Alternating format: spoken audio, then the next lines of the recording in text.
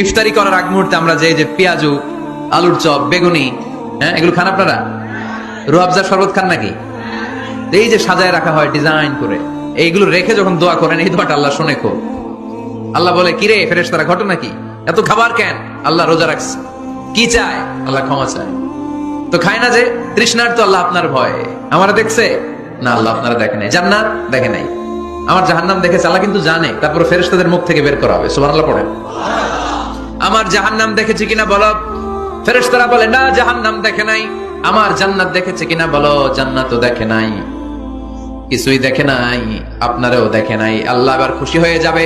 আমার খুশির জন্য আমার ভয়ে তৃষ্ণার্ত ক্ষুধার্ত সামনে খাবার হাত বাড়ালেই খেতে পারে, গ্লাসটা তুললেই পান করতে পারে, আমার ভয়ে খায় না। আমার ক্ষমা চায়, আমার কাছে ক্ষমা প্রার্থনা করে।